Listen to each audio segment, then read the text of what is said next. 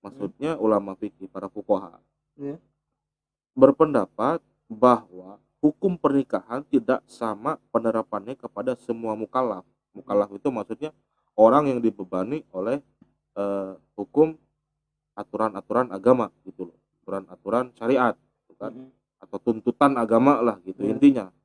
Jadi melainkan disesuaikan dengan kondisi masing-masing, baik dilihat dari ya kesiapan ekonominya ya kan, kemudian fisik, mental ataupun akhlaknya. Nah, karena itu hukum nikah bisa menjadi wajib, menjadi sunnah, kemudian mubah, lalu haram dan makruh.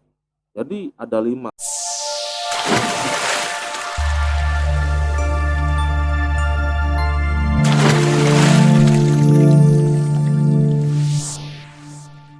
Baik, assalamualaikum warahmatullahi wabarakatuh. Bertemu lagi dengan saya Setianer Tegar dan rekan saya Nurul Huda.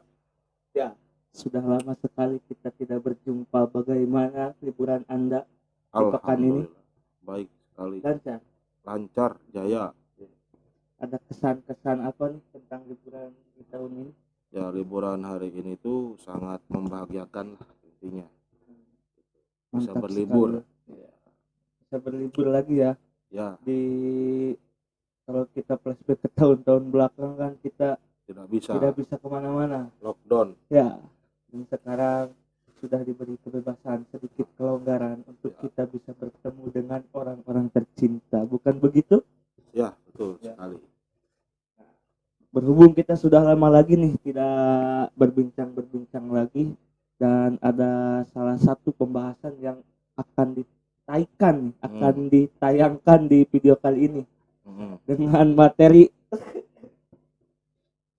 binder sebenarnya nih. Materi apa? Ini rumah tangga. Rumah tangga. Iya. Jadi rumah yang ada tangganya. Iya, itu rumah tangga. Ya lebih jelasnya yang lebih detail ya, karena Anda orangnya yang suka dengan nuansa-nuansa yang teliti gitu ya. Baik. Sekarang kita akan membahas dengan materi indahnya membangun bahtera rumah tangga. Oke. Minder nih saya nih. Nikah berarti ya. Ya, nikah. Nikahan. Lebih tepatnya nikah, dan kita di sini mau membicarakan tentang nikah. Saya sendiri belum nikah. Ya, berarti kan kita sharing. Ya, sebelum Anda melanjutkan ke jenjang masalah membina bahtera rumah tangga, maka kita sharing saja. Iya. Dan bila kalian ingin saya cepat menikah dan carikan saya jodoh, saya siap menjadi imam. Baik, kita mulai untuk pembahasan kali ini ya, tentang membangun bahtera rumah tangga. Ada beberapa pertanyaan yang akan saya tanyakan, berhubung saya sambil belajar juga. Karena kan kedepannya saya pasti akan mengalami menikah, sama halnya seperti Anda. Yang pertama yaitu, apa yang Anda ketahui tentang berkeluarga atau membina bahtera keluarga? Oke. Di sini kita akan membahas terlebih dahulu ya, sebelum saya membahas tentang apa itu nikah. Saya pernah mendengar cerita guru saya, bahwasannya ada yang aneh di negara kita tercinta ini. Apa?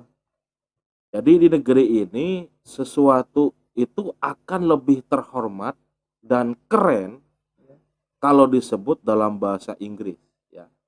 Pasti keren kalau di Inggris. Tak peduli bahwa yang disebut itu adalah perbuatan yang melanggar hukum agama. Jadi melanggarnya itu bukan hanya melanggar hukum agama saja, tapi juga negara. Sebut pencuri ikan disebut dengan illegal fishing. Fishing. Terus pencuri kayu disebut dengan illegal logging. Ya kan? Nah, itu. Penyelundupan dan perbudakan anak disebut trafficking. Trafficking gitu ya. Perempuan yang melahirkan anak di luar nikah disebut single parent. Nah ini Lalu, perlahan ya, tetapi pasti gitu loh.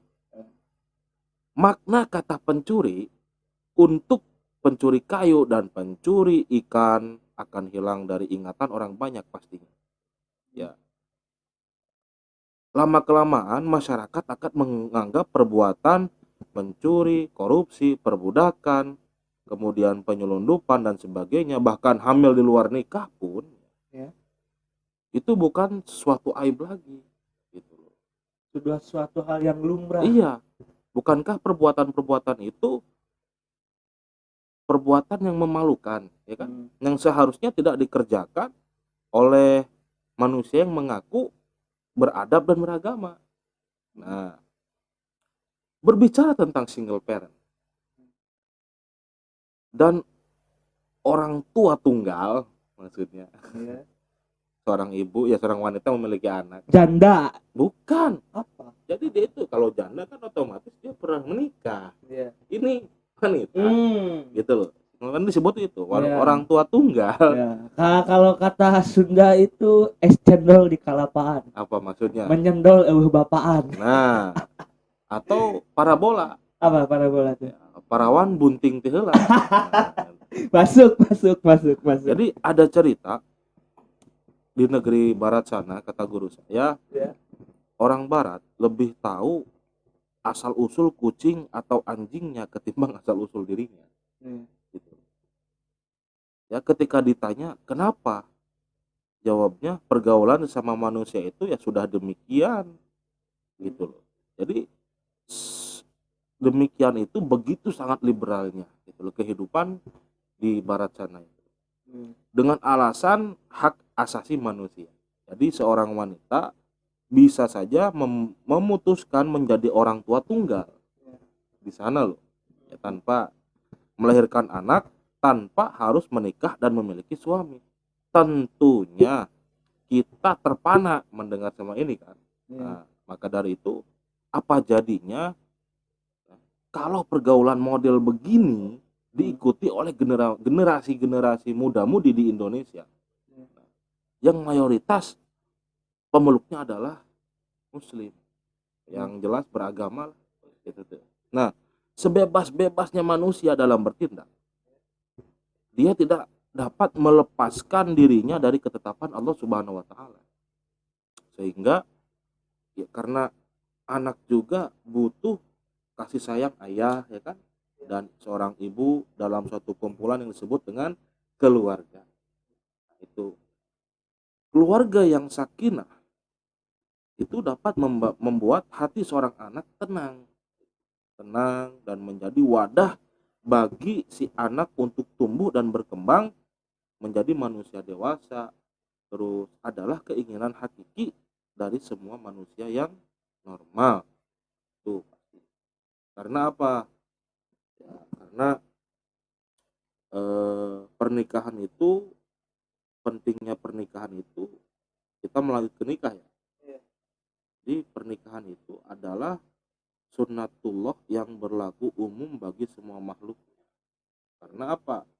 Allah berfirman dalam Al-Quran, Quran surat Az-Zariyat ayat 49 yang artinya, dan segala sesuatu kami ciptakan berpasang-pasangan, kan? Supaya kamu mengingat akan kebesaran Allah Subhanahu wa taala. Maka dari itu di sini Islam sangat menganjurkan pernikahan karena dengan pernikahan manusia akan berkembang sehingga kehidupan umat manusia dapat dilestarikan. Nah, tanpa pernikahan regenerasi akan terhenti. Kehidupan manusia akan terputus. Dunia pun akan sepi dan tidak berarti. Nah, seperti itu. Itu adalah tujuannya nikah. Enggak, itu maksud yang Anda tanyakan barusan, soal yang pertama itu, include. Nah, itu. Baik. Lalu apa pengertian dan tujuan nikah?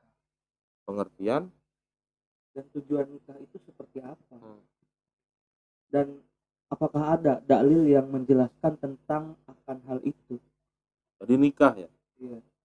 Ya, pengertiannya itu seperti apa sih Ya. nikah itu, dan tujuan kita menikah itu untuk apa? Baik. Jadi nikah itu bukan sebuah singkatan.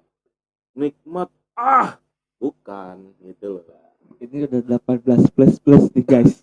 Jadi nikah itu secara etimologi, secara bahasa itu bermakna ad-dhammu. Ad-dhammu itu ya artinya berkumpul. Jadi menggabungkan atau menjodohkan, itu arti secara bahasa. Nah, sedangkan nikah secara terminologi gitu, berarti akad yang menghalalkan pergaulan antara laki-laki dan perempuan yang bukan mahramnya, yang menimbulkan hak dan kewajiban masing-masing. Itu. Kemudian tujuannya. Jadi tujuan nikah itu ya pastinya ingin membina bahtera rumah tangga yang samaraba. Sakinah, mawaddah, warahmah, raba-raba. Bukan.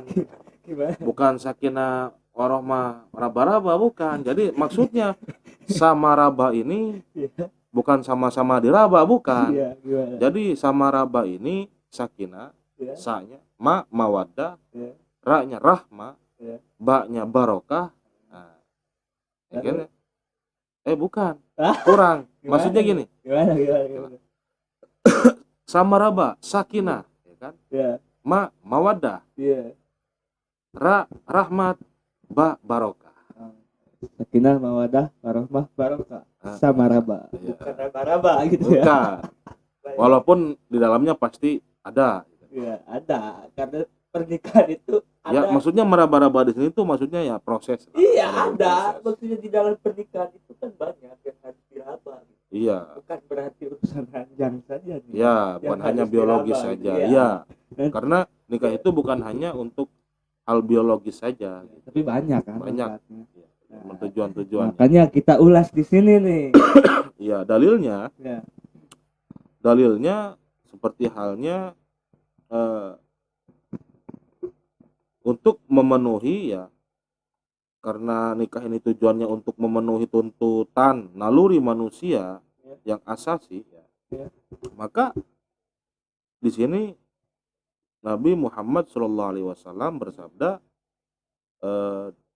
hadis riwayat Bukhari Muslim, an Abi Hurairah radhiyallahu anhu ada Nabi sallallahu alaihi wasallam qala tunkahul mar'ah li arba'i, li maliha, terus wali hasabiha, wali jamaliha, wali diniha, fadfar bidatid taribat yadak. Artinya dari Abu Hurairah radhiyallahu an bahwasanya Nabi Muhammad SAW bersabda, wanita dinikahi karena 4. Yang pertama karena hartanya. Berarti kadang orang milenial gitu ya, anak-anak muda milenial itu suka memakai dalil ini secara serampangan. Aslinya yang materialistik itu bukan wanita, katanya laki-laki dengan dengan memilih wanita maliha, hartanya. Padahal bukan ke situ maksudnya. Harta di sini yaitu untuk diperjuangkan di jalan Allah. Itu sebagai laki-laki kita akan memanagenya, mengarahkan harta-harta tersebut agar mendapat ridho di jalan Allah. Itu ya, limaliha, karena hartanya. Karena 4 perkara menikahi wanita. Limaliha yang pertama hartanya, yang kedua lihasabiha, kedudukannya. Jadi ya lihasabiha, kedudukannya itu yaitu apakah dari keluarga yang baik-baik, punya seperti apa, nah seperti itu kan, nasabnya jelas gitu. Nah kemudian wali jamaliha, karena parasnya gitu. Parasnya ya, mungkin yang namanya cantik itu relatif ya, gitu. Karena seiring berjalannya waktu, bertambahnya usia, maka kecantikan itu bisa bersaing dengan kecantikan yang lain. Bila mana kita mengukur cantik itu hanya dari segi fisik gitu. Cantik di sini yaitu dohir dan batin. ya bukan hanya dohirnya saja, begitupun dengan batinnya. Nah itu yang ketiga, lijamaliha walidiniha, dan yang keempat karena agamanya. Nah bila mana nomor pertama, yang kedua, yang ketiga dari harta, terus kedudukan, kemudian paras, kita tidak menemukan, maka yang terakhir ini solusinya yaitu lidiniha, yang seagama. Nah, gitu ya, yang satu akidah, yang seiman dengan kita gitu loh. Karena agamanya dan ukur agamanya ya, siapa sih laki-laki siapa yang tidak menginginkan mendapatkan istri soleha? Karena perhiasan dunia itu yaitu istri soleha, ya kan? Hanya istri soleha bisa dijadikan teman. bukan, Anda Iya. salah lirik itu. Hanya istri soleha Iya. perhiasan dunia. Nah, Masuk, itu. masuk. Siapa yang bernyanyi itu? Tahu. Loh, kan saya dari tadi. Oh iya. Tapi yang membuat lagu tersebut yaitu Roma Irama, Bang iya. Pak Haji Roma Irama. Iya. Baik, nah maka nikahil kalau bahwasannya fadfar bidatitin taribat yatak, maka bila mana Anda tidak menjalankan itu, kamu akan celaka di antara empat ini bila tidak kita cari gitu. Jadi yang laki-laki mencari itu yang keempat ini. Iya, karena empat hal ini harus kita cari. Dan di antara empat ini kita boleh memilih mana yang Ya syukur-syukur semuanya. iya, maksudnya misalkan dari keempat kriteria ini Iya. ada salah satu yang sinkron gitu. Iya. Itu gak apa-apa kan? Iya. Ya. Yang ya syukur-syukur kita cari Syukur-syukur semua. ya kita dapat semuanya Iya. gitu. Ya dari ya hartanya, Iya. ya kan, kemudian hartanya dengan tujuan kita untuk namanya apa tuh, berjuang fisabilillah, ya kan. Jadi mengalokasikan harta tersebut di jalan Allah. Kemudian kedudukannya, posisi wanita tersebut jelas gitu kan, nasabnya bagaimana, ya kan. Tapi Gitu. jangan salah paham dulu nih, nanti dikira orang memanfaatkan harta. Iya, itu makanya saya kan Iya. dari awal menekankan Iya. maksud harta di sini itu bukan berarti kita itu wah kok yang diarah kok karena Nah itu harta, bukan. Tapi takutnya kan kayak gitu. iya gitu loh. Asumsi orang kan beda-beda. Iya. Gitu. Nah, makanya seringkali muda-mudi milenial sekarang itu menelan mentah-mentah pemahaman ini bahwasannya oh, kata siapa wanita itu materialistik. Padahal Nabi bersabda demikian.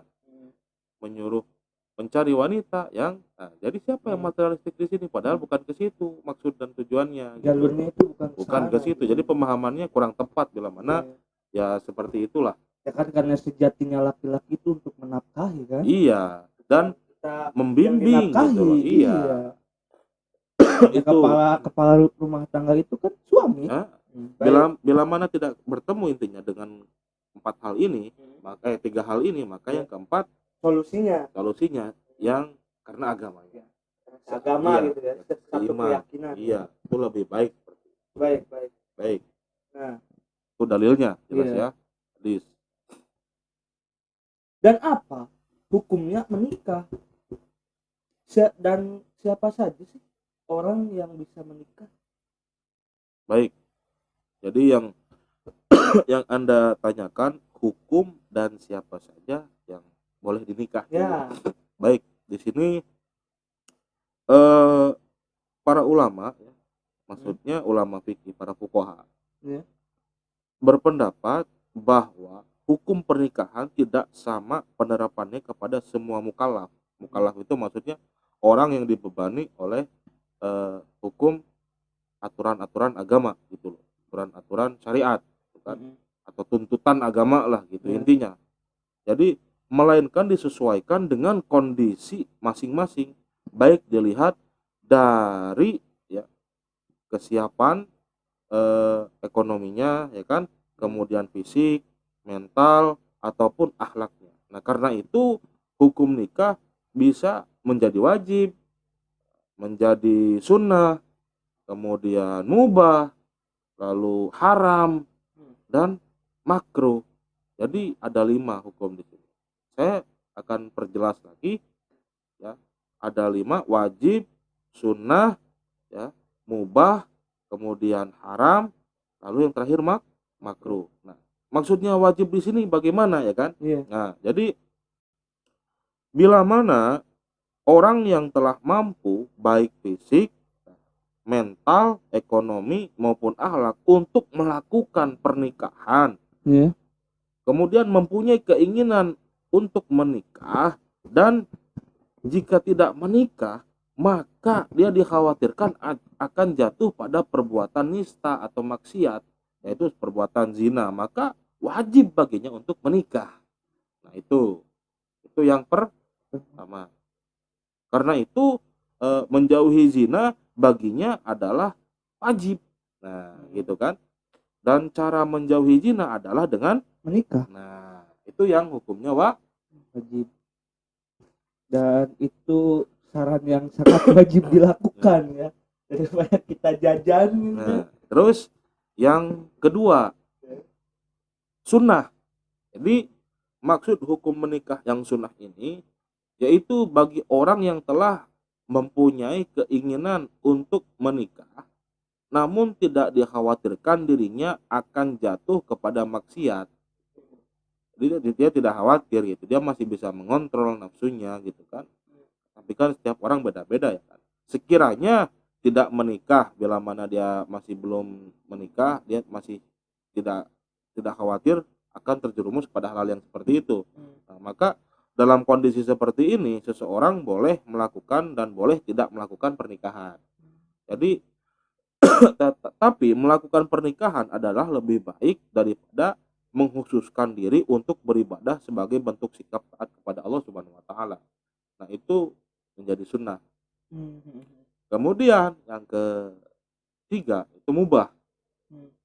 Itu boleh bagi yang mampu dan aman dari fitnah tetapi tidak membutuhkannya atau tidak memiliki syahwat sama sekali. Bukan berarti dia tidak normal ya, dia tidak, walaupun ya dia normal cuma dia tidak syahwat gitu, biasa aja gitu, lurus-lurus aja gitu ya, dingin lah, gimana sih syahwat, tidak ada syahwat sama sekali, seperti orang yang impoten atau lanjut usia. Nah, misalkan contoh bisa ya, atau yang tidak mampu menafkahi sedangkan wanitanya itu rela gitu loh, dengan syarat wanita tersebut harus rasyidah, maksudnya itu apa, berakal ya. Juga mubah bagi yang mampu menikah dengan tujuan hanya sekedar untuk memenuhi hajatnya atau bersenang-senang tanpa ada niat ingin keturunan atau melindungi diri dari yang haram. Itu hanya mubah, maksudnya bisa tidak menutup kemungkinan ya, mubah itu boleh itu saya pengen bersenang-senang dari sama dia, daripada nanti saya terjerumus zina, lebih baik saya nikah, bersenang-senang gitu. Itu yang ketiga ya. Yang keempat, orang yang hukumnya haram nih, jatuhnya hukumnya haram dalam pernikahan itu bagi orang yang yakin bahwa dirinya tidak akan mampu melaksanakan, maksudnya melaksanakan kewajiban-kewajibannya pernikahan ya, baik kewajiban yang berkaitan dengan hubungan intim yaitu seksual ya, maupun berkaitan dengan kewajiban-kewajiban lainnya. Nah, pernikahan seperti ini mengandung bahaya bagi si wanita tersebut yang akan dijadikan istri. Nah, sesuatu yang menimbulkan bahaya dilarang dalam Islam. Nah, tentang hal seperti ini maka Imam Al-Qurtubi menjelaskan, jika suami mengatakan bahwa dirinya tidak mampu menafkahi istri atau memberi mahar dan memenuhi hak-hak istri yang wajib, dan mempunyai suatu penyakit yang menghalanginya untuk melakukan hubungan ya badan biologis, maka dia tidak boleh menikahi wanita itu sampai dia menjelaskannya kepada calon istrinya. Nah, demikian juga wajib sebaliknya bagi calon istri menjelaskan kepada calon suami jika dirinya tidak mampu memberikan hak-hak dan kewajibannya ya, atau mempunyai suatu penyakit kepada calon suaminya yang dapat menghalanginya gitu. untuk melakukan hubungannya seksual dengannya sama aja gitu. Gitu. Itu yang haram. Yang diharamkan. Nah, kemudian yang makruh. Ya. Jadi bagi seseorang yang mampu menikah, nah, tetapi dia khawatir akan menyakiti wanita tersebut gitu, yang akan dinikahinya atau menzalimi hak-hak istrinya, dan buruknya pergaulan yang dia miliki dalam memenuhi hak-hak manusia, atau tidak minat terhadap wanita dan tidak mengharapkan keturunan. Ya mungkin bisa jadi ini efek karena tidak perjodohan gitu ya, kawin paksa atau gimana, mungkin bisa jadi ini cenderungnya jatuhnya seperti itu gitu. Jadi dikhawatirkan menikahi karena tujuannya saya takutnya saya menzalimi dia gitu kan, karena ada sedikit yang kurang suka atau bagaimana, di sisi lain dijodohkan juga lagi, bisa jadi efeknya. Nah, seperti itu. Nah itu maka hukumnya menjadi makruh. Saya kira dalam nikah itu tidak ada bagian-bagiannya loh. Ya memang sunnah hukumnya kan, an nikahu sunnati faman rogiba an sunnati falaysa minni. Kamu usulnya sunnah. Karena nikah ini sunnah ya, karena Nabi juga menikah gitu loh. Tetapi para ulama fikih di sini melihat kondisinya, masih melihat sikonnya di dalam mengadakan pernikahan gitu. Kondisi nikah dengan beberapa kondisi ini seperti apa. Oh kalau seperti ini ya wajib. Kan Anda misalkan ibaratkan hiper orangnya kepada lawan jenis gitu, gampang syahwat. Jangankan melihat manusia ya kan, melihat kambing saja Anda langsung berdiri misalkan. Gitu juga misalkan bro. Ini contoh berdiri Anda. Kemaluan Anda tuh berdiri karena melihat sebuah kambing aja sudah berdiri. Maka daripada nanti itu diwajibkan, maka Anda bukan wajib menikahi kambing ya. Enggak, wajib untuk menikah. Karena untuk menghindari hal-hal seperti itu. Iya, kan Anda sudah mampu, sudah waktunya ya kan, secara ekonomi, fisik, mental, kemudian akhlaknya, etikanya gitu. Maka segeralah menikah. Dan pertanyaan gini, saya sudah siap semuanya tapi caranya yang tidak ada. Nah, itu bersabarlah. Yang jelas Allah menciptakan langit dan bumi, siang dan malam, putih dan hitam. Nah, itu. Anda dan calon, tapi wallahu a'lam. Baik, itu tentang masalah hukum-hukum ya. Kemudian Anda menanyakan masalah siapa saja sih yang boleh dinikah ya kan. Nah, jadi wanita yang haram dinikah disebut dengan mahram nikah. Mahram nikah sebenarnya dapat dilihat dari pihak laki-laki dan dapat juga dilihat dari pihak wanita. Dalam pembahasan secara umum, biasanya yang dibicarakan ialah mahram nikah dari pihak wanita. Gitu loh. Sebab pihak laki-laki yang biasanya mempunyai kemauan terlebih dahulu untuk mencari jodoh dengan wanita pilihannya. Dilihat dari kondisi seperti ini, maka mahram terbagi menjadi dua. Ada disebut yang pertama mahram mu'abbad, yang kedua mahram ghairu mu'abbad. Maksudnya mahram mu'abbad itu wanita yang haram dinikahi selama-lamanya. Contoh ya seperti keturunan anak sendiri gitu. Terus satu susuan saudara kita, ya satu asi. Kemudian mertua perempuan, ingat loh, mertua perempuan itu tidak boleh. Kemudian anak tiri jika ibunya sudah dicampuri, gitu loh. Ya jadi gini, saya menikah lagi. Contoh, si istri saya ini memiliki anak wanita tetapi dari suaminya yang dulu perawan dia gitu. Nah, kemudian saya sudah mencampuri, maksudnya sudah pernah tidur. Nah, maka ini haram untuk dinikah. Kecuali kalau ini tidak saya campuri gitu, belum saya nikah, saya bisa menikahi anak. Paham nggak? Nah, di sini maksudnya anak tiri jika ibunya sudah dicampuri. Nah, maka bekas menantu perempuan itu tidak boleh. Kelima, menantu perempuan tuh. Iya. Saya punya anak laki-laki menikah, otomatis dia menantu. Iya. Habis itu cerai anak saya misalkan, alhamdulillah contoh. Nah, dia maka jadi, ini gak bisa dinikah. Nggak bisa dinikah. Iya, bekas menantu perempuan, kemudian dan bekas ibu tiri. Nah, misalkan kita punya orang tua menikah lagi dengan wanita lain, ayah kita punya ibu tiri, kemudian cerai. Nah, itu tidak bisa dinikah. Bekas ibu tiri. Iya. Nah, Lalu? itu yang ada 5 ya. Coba. Jadi seperti keturunan ya, keturunan sendiri, terus itu yang disebut dengan mahram mu'abbad. Keturunan, terus satu susuan, mertua perempuan, anak tiri bila mana ibunya sudah dicampuri. Kemudian yang kelima, bekas menantu perempuan dan bekas ibu tiri 6. Ini mahram mu'abbad. Kalau mahram ghairu mu'abbad yaitu kebalikannya ya. Jadi wanita yang boleh untuk dinikah siapa saja, yaitu mahram sebab menghimpun 2 perempuan yang statusnya bersaudara. Misalnya saudara sepersusuan kakak dan adiknya. Hal ini boleh dinikahi tetapi setelah yang satu statusnya sudah bercerai atau meninggal dunia. Nah, ini boleh dinikah.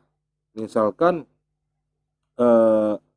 contoh saya menikahi si A, ya kan? Iya. Kemudian dia kan ini satu susuan, dia Iya. punya adik atau punya kakak perempuan gitu. Iya. Saudara perempuan, kakak ataupun adik. Kemudian kita ini cerai, masa iddah. Tetapi kakaknya belum menikah. Nah, kita bisa menikah itu. Iya, nikahi. Kalau langsung nikah semuanya nggak bisa. Itu paham ya? Satu itu. Atau mungkin karena istri saya meninggal gitu kan, kemudian ada kakaknya atau adiknya, itu bisa dinikah. Atau sepupu lah, tahu nggak sepupu? Misalkan saya punya bibi atau paman dan bibi saya tuh mempunyai anak perempuan. Iya. Dan saya menikahinya, itu boleh. Itu mahram ghairu mu'abbad. Itu wanita-wanita siapa saja sih ya kan yang boleh dinikahi. Itulah yang saya jelaskan, yang saya terima, yang saya ingat dari guru saya waktu saya masih sekolah dulu. Oke. Baik, adakah rukun dan syarat di dalam nikah tersebut? Ada. Apa saja? Jadi rukun dan syarat nikah ya, kita para ahli fikih itu pastinya, para fuqaha ahli fikih berbeda pendapat ya dalam menentukan rukun dan syarat pernikahan. Perbedaan tersebut yaitu dalam menempatkan mana yang termasuk syarat dan mana yang termasuk rukun. Jumhur, mayoritas ya, jumhur ulama sebagaimana madhab Imam Syafi'i ya, mengemukakan bahwa rukun nikah itu ada 5. Yang pertama, calon suami. Nah, syarat-syaratnya yaitu bukan mahram, bukan seperti terus orang yang dikehendaki, lalu muayyan, identitasnya jelas, itu calon suami. Ya, rukun dan syarat tadi saya sebutkan. Kemudian yang kedua, calon istri. Nah, syaratnya sama tadi, bukan mahram si laki-laki. Terus yang kedua, terbebas dari halangan nikah, yang misalnya dia statusnya apakah masih perawan, apakah masih iddah yang selesai dicerai, entah itu cerai hidup ataupun cerai mati. Itu. Nah, statusnya cuma itu syaratnya. Yang ketiga, wali. Nah, wali ini ingat ya, wali itu bapak kandung mempelai wanita. Nah, penerima wasiat atau kerabat terdekat dan seterusnya sesuai dengan urutan asobah wanita tersebut, atau orang bijak dari keluarga wanita itu. Nah, atau pemimpin setempat, karena Rasulullah SAW pernah bersabda, tidak ada nikah kecuali dengan wali. Contoh, Umar bin Khattab juga pernah berkata, wanita tidak boleh dinikahi kecuali atas izin walinya. Nah, atau orang bijak dari keluarganya atau seorang pemimpin. Nah, jadi syarat-syarat wali itu ada kurang lebih 10. Saya sebutkan aja secara cepat ya. Yang pertama, orang yang dikehendaki, bukan orang yang dibenci. Yang kedua, laki-laki, bukan perempuan atau banci. Iya. Yang ketiga, mahram si wanita. Iya. Mahramnya si wanita. Yang keempat, baligh, bukan anak-anak. Jadi sudah balik lah, udah dewasa. sudah dewasa. Yang kelima, berakal, tidak gila. Nah, yang keenam, adil, tidak fasik. Ya, yang ketujuh, tidak terhalang wali lain. Yang kedelapan, tidak buta. Yang kesembilan, tidak berbeda agama. Nah, yang kesepuluh, merdeka, bukan budak. Bukan dari hamba sahaya. Iya. Baik, itu yang ketiga, rukunnya wali. Ya kan? Yang keempat, 2 orang saksi. Nah, Allah berfirman di dalam Quran surat At-Tolak ayat 2, ya kan? Artinya, dan persaksikanlah dengan 2 orang yang dengan 2 orang saksi yang adil di antara kalian. Itu artinya. Jadi syarat saksi ini yaitu berjumlah 2 orang, bukan budak, bukan wanita, dan bukan orang fasik. Nah, seperti itu. Lalu nomor 2, tidak boleh merangkap sebagai saksi walaupun memenuhi kualifikasi sebagai saksi gitu loh. Jadi tidak boleh merangkap sebagai saksi itu, saya sebagai saksi, sebagai ini, sebagai itu gak bisa. Nah, gitu. Iya, gitu ya kan. Nah, kemudian yang syaratnya sebagai saksi ini, yang keempat, sunnah dalam keadaan rela dan tidak terpaksa.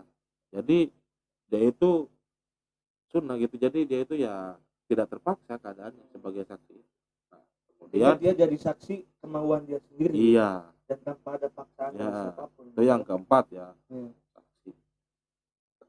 Kemudian yang kelima, ijab qabul, yaitu perkataan mempelai laki-laki atau wakilnya ketika akad nikah. Nah, jadi syarat ijab kabul ini ada 5. Yang pertama, tidak tergantung dengan syarat lain.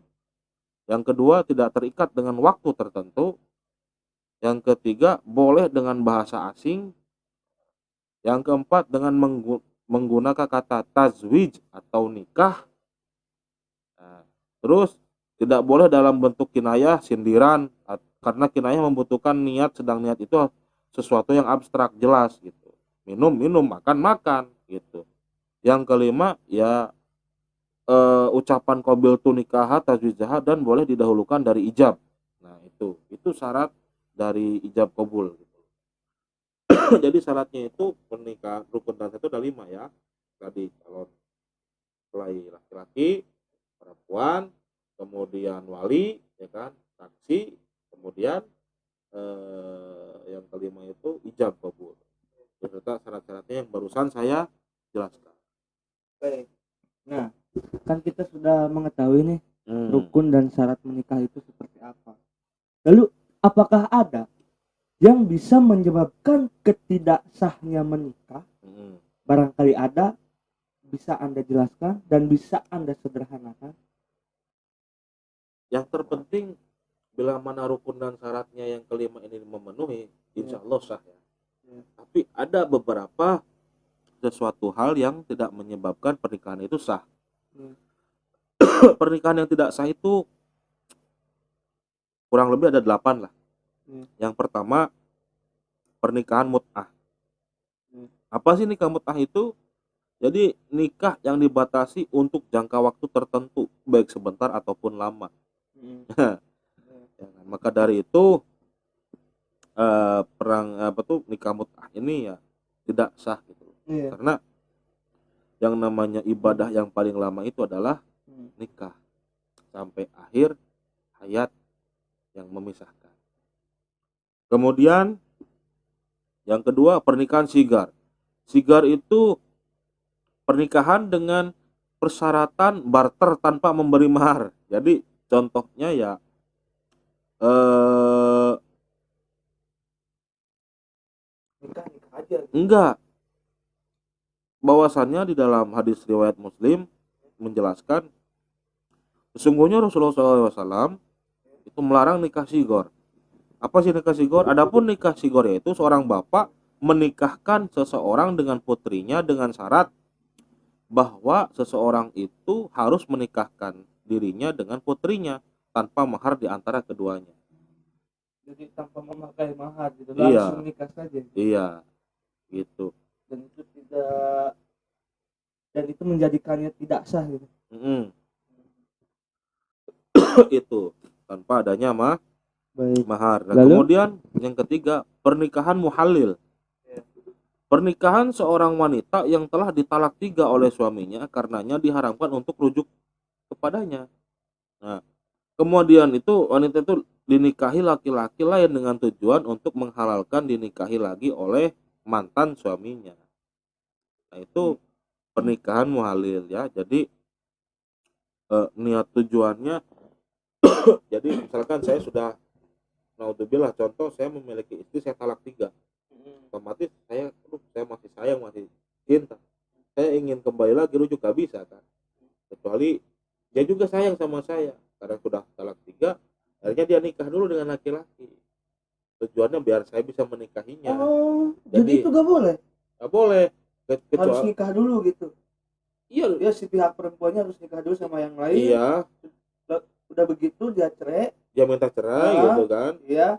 Lalu kita boleh menikahi gitu. Enggak, itu tidak boleh kalau kita seperti itu, kecuali kalau misalkan talak 3 Ya. kemudian dia menikah ya Iya. kan, berjalan ternyata suaminya meninggal atau cerai mati atau cerai hidup lah. Nah, kemudian dia kembali lagi ke saya, itu bisa. Iya, maksud saya seperti itu. Iya, tapi kalau unsurnya tadi karena dia sayang sama saya cuma nggak bisa kembali lagi karena talak 3 itu, akhirnya dia memakai jalan pintas. Oh, itu juga bisa. Nah, karena ada unsur itu alasan yang diinginkan gitu.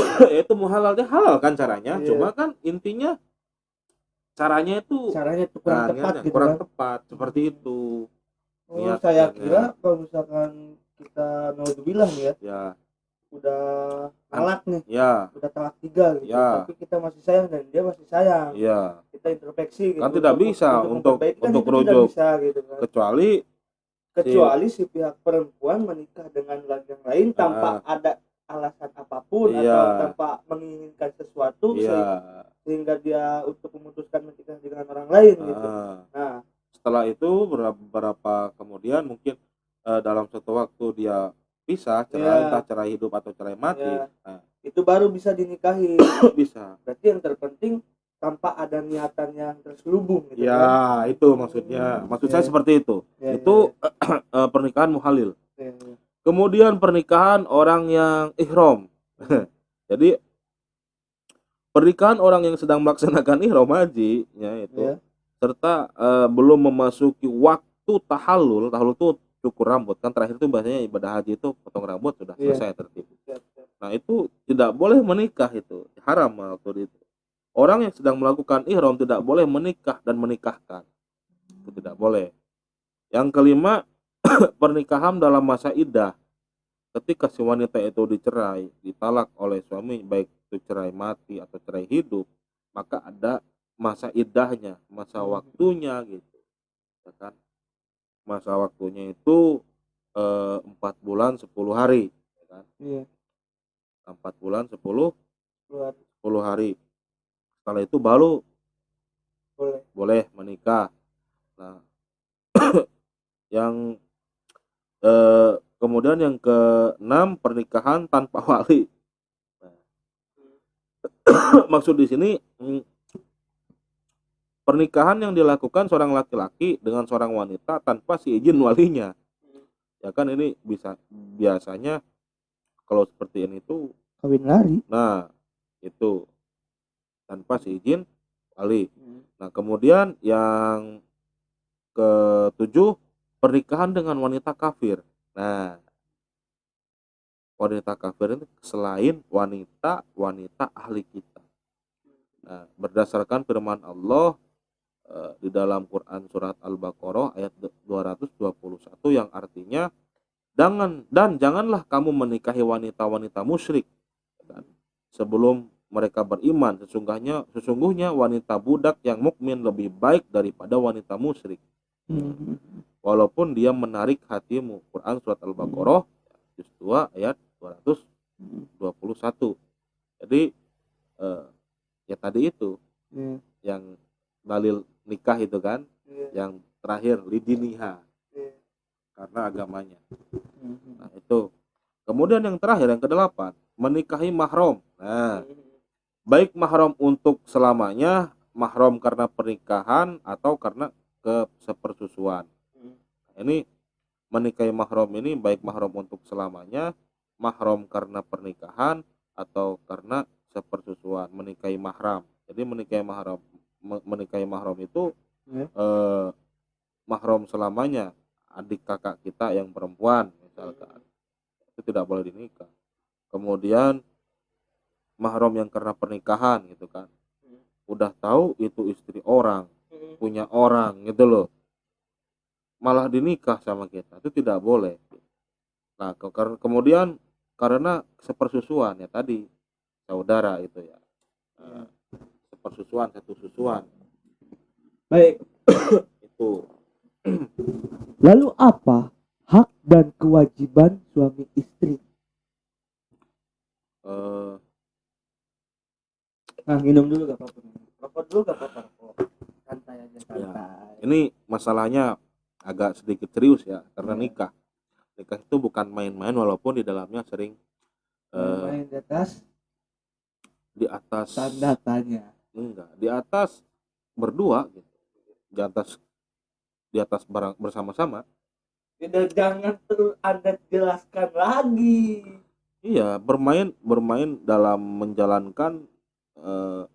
menjalankan masing-masing tugasnya gitu loh. Baik. Ya, apa tuh? Jadi dengan berlangsungnya akad pernikahan, maka memberi konsekuensi adanya hak dan kewajiban suami istri yang mencakup 3 hal, yaitu kewajiban bersama antara suami dan istri, kemudian kewajiban suami terhadap istri, dan kewajiban istri terhadap suami. Nah itu, jadi hak dan kewajiban suami istri itu ada 3, kewajiban bersama suami dan istri, kemudian kewajiban suami terhadap istri, kemudian kewajiban istri terhadap suami. Seperti itu intinya. Itu adalah hak dan kewajiban. Iya. Baik, terakhir nih. Pertanyaan terakhir. Baik. Lalu bagaimana nikah menurut peraturan yang ada di negara kita, yaitu negara Indonesia? Oke. Menurut Anda itu bagaimana? Di dalam negara Republik Indonesia, segala sesuatu yang bersangkut paut dengan penduduk harus mendapat legalitas pemerintah dan tercatat secara resmi. Seperti halnya kelahiran, kematian, dan perkawinan. Dalam rangka tertib hukum dan tertib administrasi, maka tata cara pelaksanaan pernikahan harus mengikuti prosedur sebagaimana diatur oleh pemerintah, peraturan pemerintah tentang pelaksanaan Undang-Undang Nomor 1 Tahun 1974. Adapun pencatatan pernikahan sebagaimana termaktub dalam bab 2 pasal 2 adalah dilakukan oleh pegawai pencatat nikah atau disingkat PPN yang berada di wilayah masing-masing, ya kan? Karena itu pegawai pencatat nikah mempunyai kedudukan yang amat penting dalam peraturan undang-undang di Indonesia, yaitu diatur dalam Undang-Undang Nomor 32 Tahun 1954. Nah, bahkan sampai sekarang PPN atau pegawai pencatat nikah adalah satu-satunya pejabat yang berwenang untuk mencatat perkawinan. Lalu pencatat perkawinan yang dilakukan berdasarkan hukum Islam di wilayah. Nah, artinya siapapun yang ingin melangsungkan perkawinan berdasarkan hukum Islam berada di bawah pengawasan PPN, pegawai pencatat nikah. Dan sebagai warga negara yang baik ya kita harus mematuhi peraturan yang ada, bukan begitu? Iya, Karena kita betul. perlu namanya legalitas. Iya, Karena pernikahan kita itu harus diketahui oleh negara. iya, harusnya seperti itu. Hmm. Terus apakah boleh nikah tanpa dengan diketahui oleh negara? Boleh, sah menurut agama tapi tidak tercatat. Ya. Itu aja. Tidak mendapatkan Legalitas gitu. dari negara. Iya. Itu aja. Berarti negara menganggap kita itu belum menikah kan?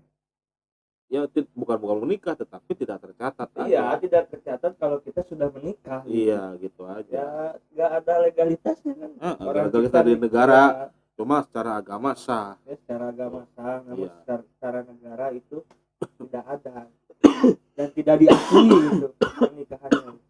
Baik, sudah terjawab sudah ya tentang pernikahan, dan alhamdulillah pertanyaan-pertanyaan yang tadi dilontarkan sudah terjawab oleh beliau ya. Ya kita sharing lah, Ya, ya kan? dan ini juga menambah ilmu buat saya yang Masih belum menikah. masih belum menikah Ya. dan sedang mencari pasangan.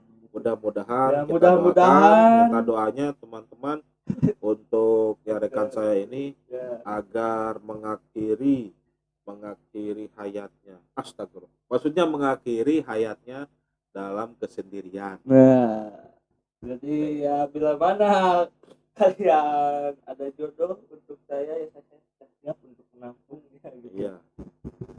Saya siap menjadi imammu. Baik, cukup saja untuk pembahasan kita kali ini. Ya, sebelum saya tutup, ingat jangan sampai lupa bila mana kita sharing Ya. untuk menemani kita dalam nuansa obrolan yang lebih menarik lagi dengan cemilan lumpia. Oh, Lumpia crispy. yang Baik. harus dia- Saya di sini mohon maaf apabila ada tutur ucap kata yang kurang berkenan, kami mohon maaf. Kami juga masih tetap terus belajar dan terus belajar. Saya Nurul Huda. Saya Setia Nur Tegar, dan jangan lupa carikan jodoh untuk saya dan saya siap untuk menjadi imammu. Wassalamualaikum Warahmatullahi wabarakatuh.